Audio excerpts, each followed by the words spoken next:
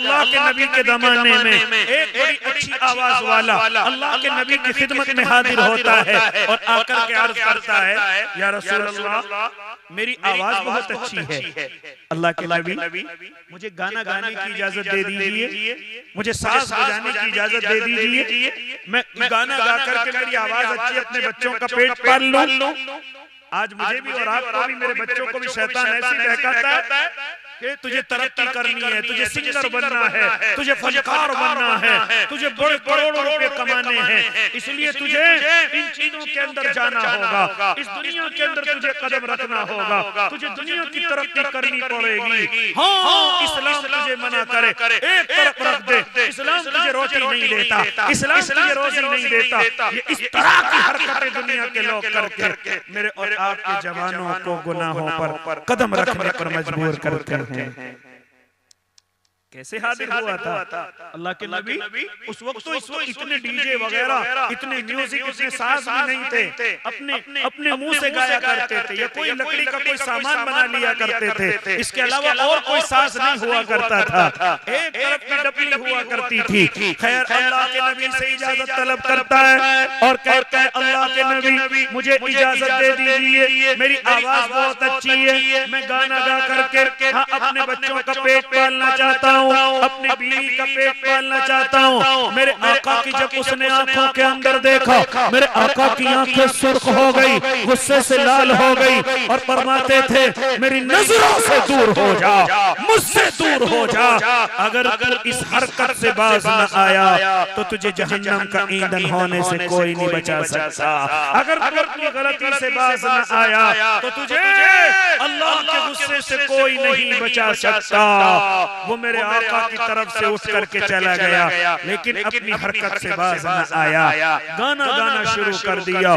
Music گانا شروع کر دیا۔ اللہ کے نبی کا وصال ہوا، آپ نے دنیا سے پردہ کیا لیکن اس نے گانا بجانا نہیں چھوڑا، اس نے گانا گانا نہیں چھوڑا۔ حضرت ابو بکر کا زمانہ آیا، حضرت عمر ابن خطاب کے زمانے تک وہ میوزک گاتا رہا، وہ گانے گاتا رہا، یہاں تک کہ ایک وقت ایسا آیا کہ اس کے دانت ٹوٹ گئے، عمر ڈھلتی چلی گئی۔ او اللہ کے بندو، یہ دنیا داروں کی جب تک قدر کرتی ہے جب تک ان کے پاس کچھ ہوتا ہے، اور جب دنیا داروں کے پاس کچھ نہیں ہوتا یہ دنیا سلام کرنا بند کر دیتی ہے، یہ دنیا تعلق توڑ دیتی ہے۔ اگر نہیں سمجھ میں آ رہا ہے تو تمہارے پاس اگر پیسہ ہے تو دنیا معلوم کرتی ہے کیسا ہے، اور اگر تیرے پاس پیسہ نہیں تو رشتہ داریاں ختم ہیں، تعلقات ختم ہیں، محبتیں ختم ہیں۔ اس دنیا کا معمول یہ ہے، اس لیے وہ میوزک گانے والا، وہ گانا گانے والا جب تک اس کی آواز میں دم تھا،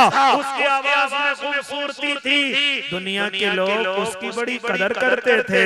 لیکن جیسی حضرت عمر ابن خطاب کا زمانہ آیا اس کے دانت ٹوٹ گئے، اب اس پر اچھا گانا نہیں آتا تھا، تو اس لیے لوگوں نے اس کو اپنے پاس بٹھانا، اس کو ہدیے اور تحفے دینا بند کر دیا تھا۔ ایک بات اور بتلاؤں اگر سمجھ آ جائے، دنیا دار کی جتنی عمر بڑھتی ہے اتنی ناقدری ہوتی ہے، دنیا دار کی جتنی عمر بڑھتی ہے اتنی ناقدری ہوتی ہے، یہاں تک کہ اولاد بھی قدر نہیں کرتی، کوئی قدر نہیں کرتا، اور دین دار کی جتنی عمر بڑھے گی اللہ اس کی اتنی قدر لوگوں کے دلوں کے اندر ڈال دے گا۔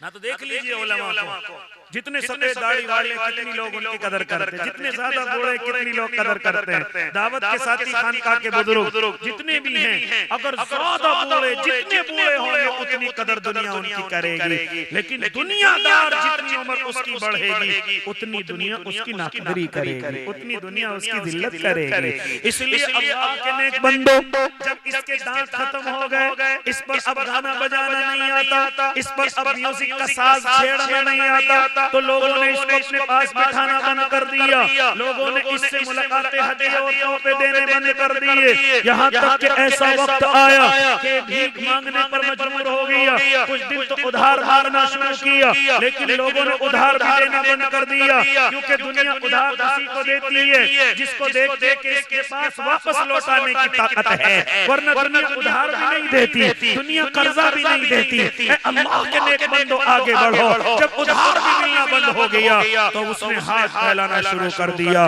لیکن اب اسے کوئی بھیک بھی دینے والا نہیں تھا۔ القصہ مختصر یہ کہ ایک وقت ایسا آیا، 3 دن ہو گئے، ادھار تو کیا بھیک تو کیا، کوئی اسے روٹی کے 2 لقمے دینے کے لیے تیار نہیں تھا، یہاں تک کہ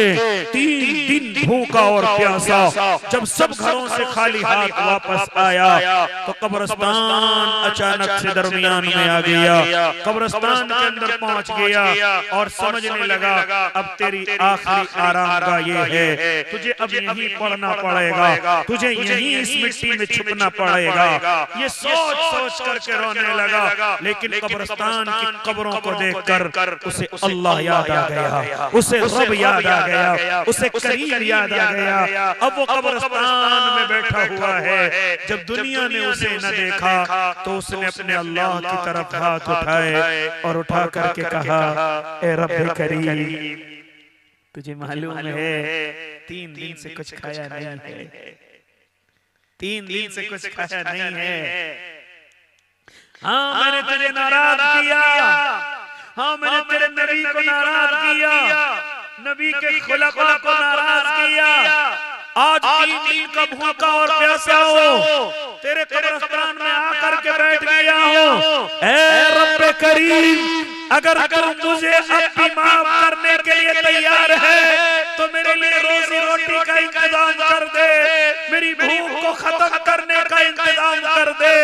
یہ ہاتھ اٹھا کر کے آنسو بہا رہا ہے اور اپنی آنکھوں سے آنسوؤں کو نہیں روک پا رہا ہے، زاروں قطار رو رہا ہے۔ جیسے ہی اس نے رونا لمبا کیا، دیکھتا ہے کہ قبرستان کے دروازے پر حضرت عمر ابن خطاب کھڑے ہوئے ہیں، جن کے سر پر پوٹلی ہے۔ کون عمر ابن خطاب؟ وہ گویہ خود کہتا ہے جنہوں نے مجھے شوٹ آؤٹ کے آرڈر دے دیے تھے اور کہہ دیا تھا وہ گویہ جہاں بھی ملے مردہ یا زندہ لے کر کے آؤ، یہ آرڈر ہو گئے تھے۔ اس نے دیکھا کہ حضرت عمر قبرستان کے دروازے سے آ رہے ہیں، اس کی ہوا ٹائٹ ہو گئی، اس کی ہوا خراب ہو گئی، قبر کے پیچھے چھپنے لگا۔ حضرت عمر آگے بڑھ گئے، پھر پیچھے آئے، پھر آگے بڑھ گئے، لیکن جیسے چھپتا کہاں تک چھپتا، حضرت عمر کی اس پر نظر پڑی، اس کے قریب آئے، اس کے بدن سے جان نکلنے والی ہے کہ اب حضرت عمر تجھے نہیں چھوڑیں گے، اب تجھے نہیں چھوڑیں گے، درے مار مار کر کے تجھے ہلاک کر دیں گے۔ لیکن جیسے حضرت عمر قریب ہوئے،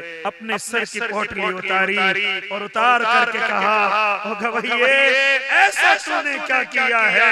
ایسا تو نے کیا کیا ہے کہ جب میں ابھی سویا ہوا تھا تو میرے اللہ کی طرف سے آواز آئی تھی عمر خلیفہ بنے ہوئے ہو، ذمہ دار بنے ہوئے ہو، اور میرا ایک دوست قبرستان میں بھوکا بیٹھا ہوا ہے، تم کہاں سے ذمہ داری نبھا رہے ہو، تم کہاں سے خلیفہ بنے ہوئے ہو، میں تیرے لیے کھانا لے کر کے آیا ہوں، یہ کھانا میں نہیں بلکہ اللہ کے حکم سے اپنے دوست کے لیے آیا ہے۔ اس نے جب وہ کھانا اپنے ہاتھ میں لیا، حضرت عمر کا شکریہ ادا کیا اور کھانے کو دیکھتا رہا، روتا رہا، یہاں تک کہ دنیا سے رخصت ہو گیا، یہ کہتے ہوئے اشہد ان لا الہ الا اللہ و اشہد ان محمد رسول اللہ۔ یہ ہے میرا اللہ،